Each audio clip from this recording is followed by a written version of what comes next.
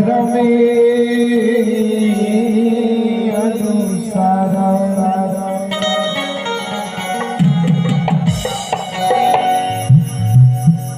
मेरे सगा समाज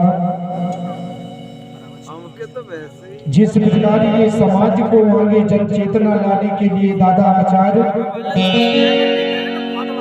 मोती रावण ने अपने अमूल्य शब्दों में उसे कोई अपने दर्शन का मार्ग बताया। उसी को अपने के मार्ग के अनुसार इस समाज में उस कोया पुनेम को ग्रहण किया और ग्रहण करने के पश्चात आज हम सभी कोया सगा समाज एकत्रित होकर उस गुरु की उनके मार्ग के अनुसार समाज में जन चेतना जागृत करते हैं। इसलिए कहा गया दिने हैं दिनाई बढ़ते हैं समाजा दिने दिनाई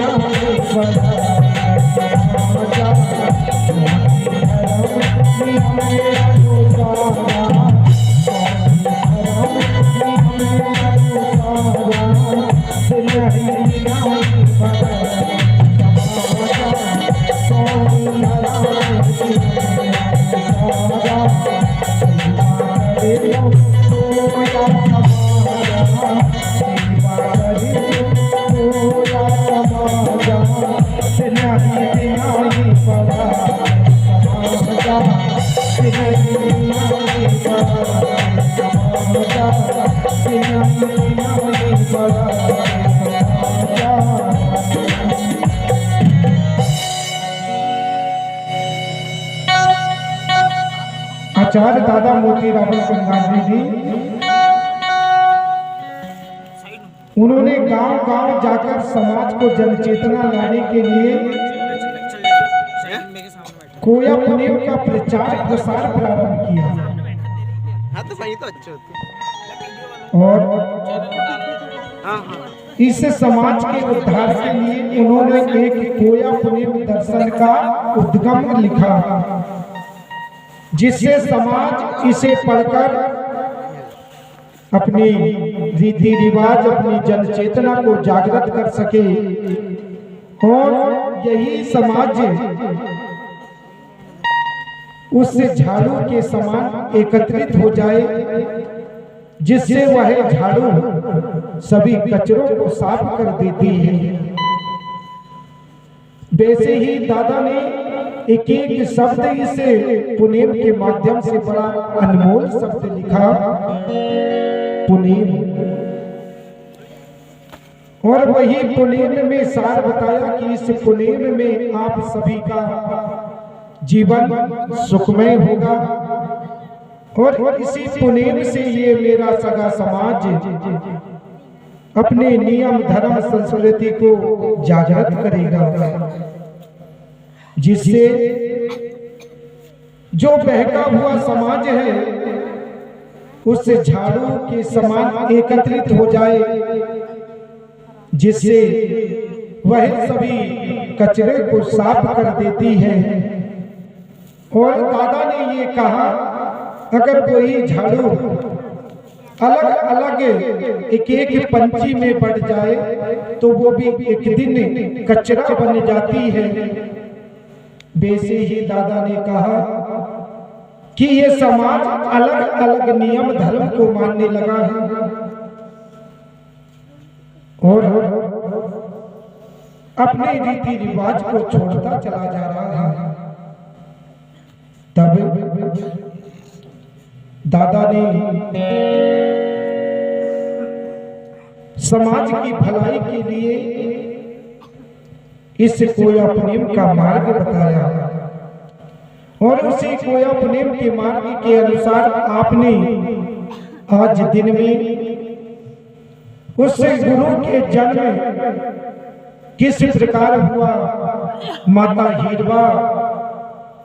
और राजा पुरशिव ने अपने पुत्र कृपाल को किस प्रकार से शिक्षा दीक्षा देकर समाज की भलाई के लिए जन चेतना मार्ग जगाया। तब कुपारलिंगों ने कि मेरा समाज किस प्रकार से अपनी संस्कृति को पहचानेगा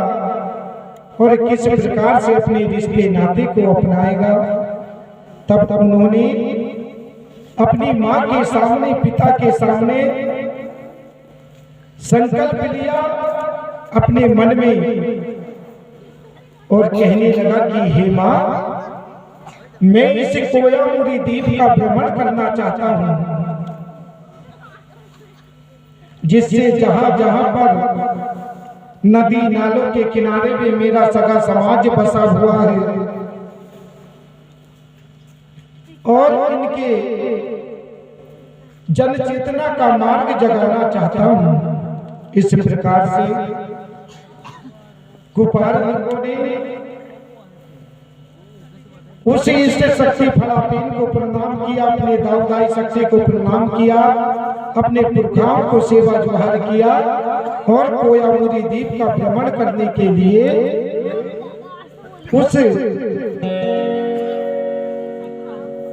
एर गुट्टा कोर, अपोका गुट्टा कोर, साइवान गुट्टा कोर की ओर निकल पड़ा। निकलने के पश्चात उन्होंने अपने कोयला मोदी भूमिका के गोठुल पर जाकर अपने गुरु को सेवामान किया और सेवामान करते हुए अपने गुरु से आशीर्वाद लिया कि हे गुरु, मैं समाज की सेवा करना चाहता हूं और समाज में जन चेतना पहुंचाना चाहता हूं।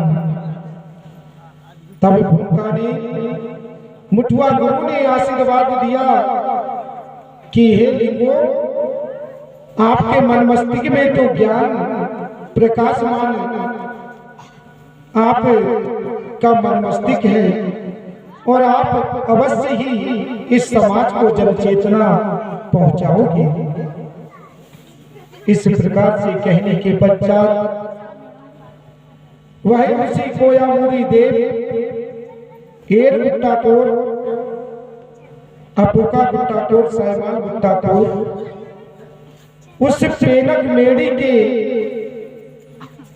उसके ओर निकल पड़ा और निकलते निकलते उन्होंने इस कोयामुरी द्वीप में अपोका गुट्टा कोर का भ्रमण कर लिया। जैसे जैसे वहां की प्रजा के पास गया, उन्होंने जन चेतना जागृत की और जन चेतना को जागृत करते हुए इस समाज को व्यवस्थित रूप से सत्मार्ग बताया। अपोका गुट्टा कोर में भ्रमण करने के पश्चात वह एर गुट्टा कोर की ओर निकल पड़ा और वहां पर भी इस समाज को जन चेतना दिया। तब एक दिन क्या होता है, जो कुपार था उनके शरीर में थकान सी महसूस हुई। तब उन्होंने अपनी चील से कहा कि मुझे कोई ऐसा स्थान पर रख लो जहां मैं आराम कर सकूं। तब उस चील ने पेंडुर गंगा के किनारे कुपारलिंगों को लेकर चला गया। तभी जैसे ही उस पेंडुर गंगा के किनारे में लेकर गया, लिंगों ने उस नदी के बीच दाहर पर वह चील जाकर एक पेड़ के छांव के नीचे कुपारलिंगों को आराम करने के लिए कहा। तब क्या होता है, सोई रे तहाँ कुपारा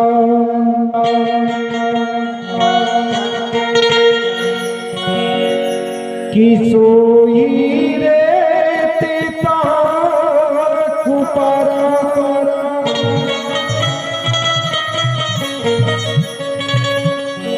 और अति बारे जलधारा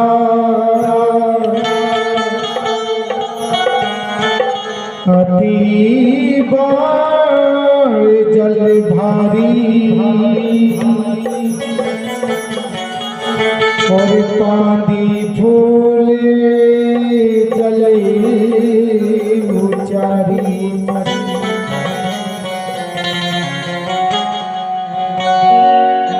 गोपाल गंगो उस पेंडुर गंगा की उस नदी में बीचों बीच में एक पेड़ के नीचे जो पेड़ गिरा हुआ था उसी की छांव के नीचे गोपाल गंगो आराम करने लगे। मगर उसी पेंडुर गंगा के नदी के ऊपरी भाग में इतनी अधिक वर्षा हुई कि उस नदी में बड़ी भयंकर बाढ़ आ गई और इधर गोपाल लिंगों को भी पता नहीं चला। जैसे ही उस नदी में बाढ़ आई गोपाल लिंगों उस बाढ़ में बहने लगे। उस नदी के बहाव से जैसे ही गोपाल लिंगों की नींद खुली गोपाल लिंगों ने देखा कि मैं नदी की बहाव में बह रहा हूं। तब वह अपनी जान बचाने के लिए अपने मन में सोच विचार करने लगी और जैसे ही अपने मन में सोच विचार करते हैं नदी का बहाव इतना तेज था कि उन्हें सोचने का विचार ही नहीं मिला। तब इधर गोपाल लिंगो नदी बाहर निकले गोपारा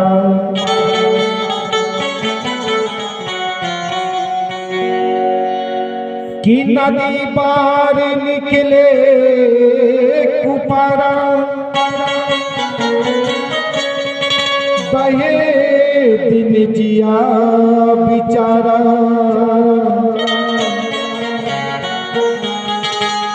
प्राण बचाई कैसे गोपारा सोच विचारे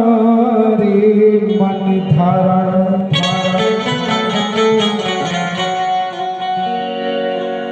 गोपाल लिंगो उस नदी के बहाव में बहने तो लगी। तब बड़ी मुश्किल से गोपाल लिंगो धीरे धीरे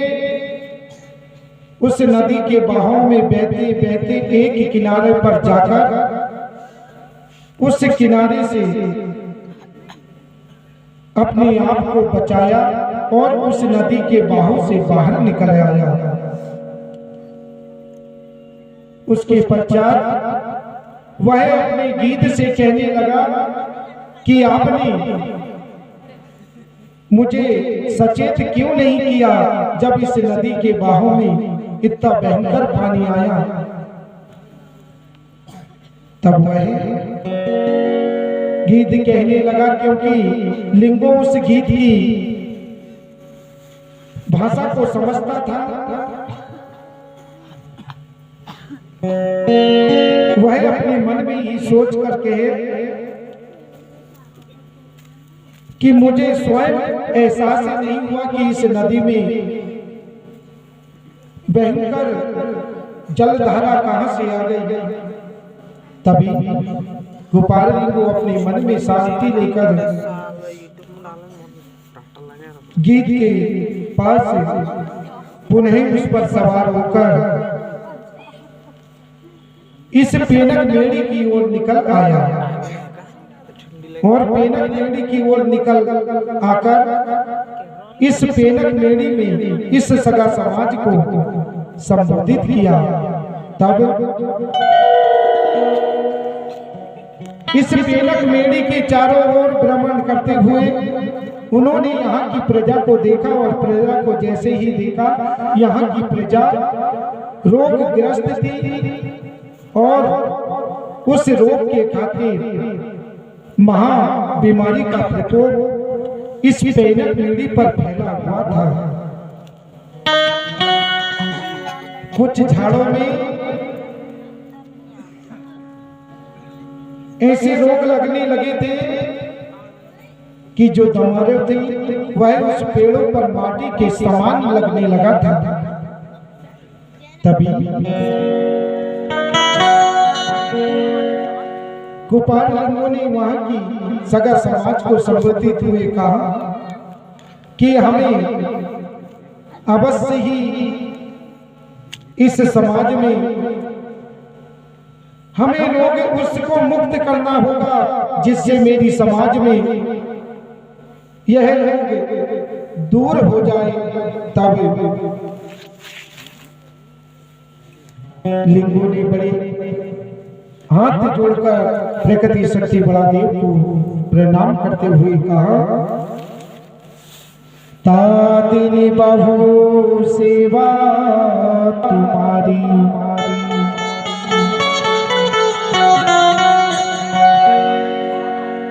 गीता दिन बहु सेवा तुम्हारी, कृपा करो बड़ा देवे हमारी, रोग दोष मुक्ति करो सब सारी।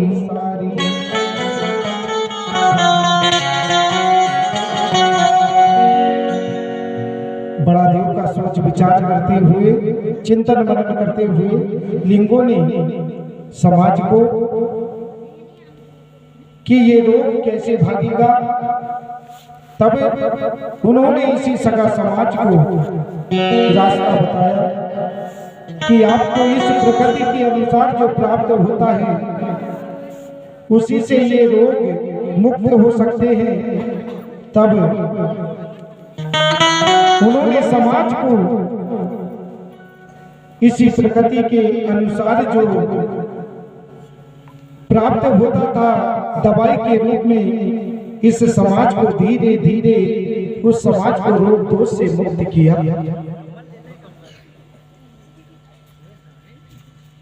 तब वहां से कोयामुरी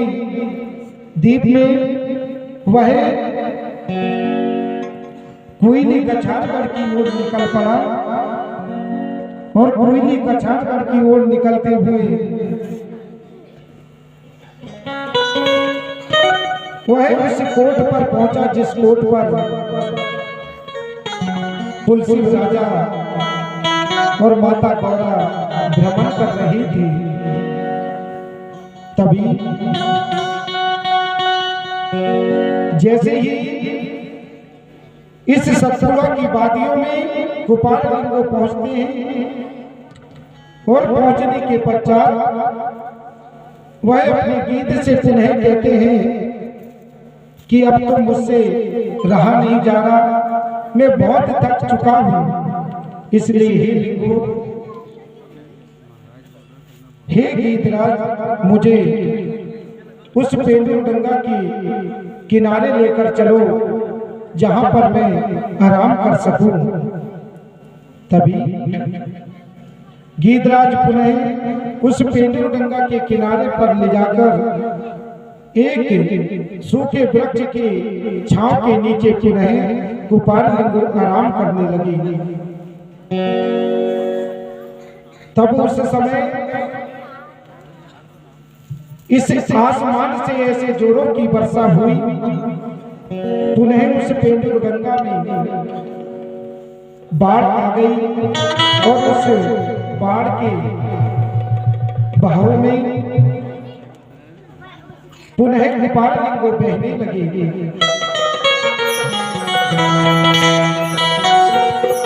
जिस पेड़ के नीचे गोपाल लिंगो आराम कर रहे थे वो पेड़ भी उस बहाव में बहने लगा और गोपाल लिंगो उसी पेड़ के ऊपर दोनों हाथ से उस पेड़ को पकड़कर अपने जान बचाने के लिए उस गंगा के बाहों को एक हाथ से धीरे धीरे एक किनारे पर जाकर जिससे मेरे प्राण बचे, तभी लिंगों ने अथक प्रयास किया मगर जल का बहाव बहुत अधिक होने के कारण वह उस जल के बाहों से बाहर नहीं निकल पाया। तभी उसी पेंडुल गंगा नर्मदा के उस कोयामुरी द्वीप में शंभु शेख राजा और माई गौरा उस पेंडुल गंगा के किनारे भ्रमण कर रहे थे। तभी माई गौरा की नजर उस बहते हुए बालक की ओर उनकी दृष्टि गई। तब उन्होंने अपने स्वामी शंभु शेख से कहा कि हे स्वामी,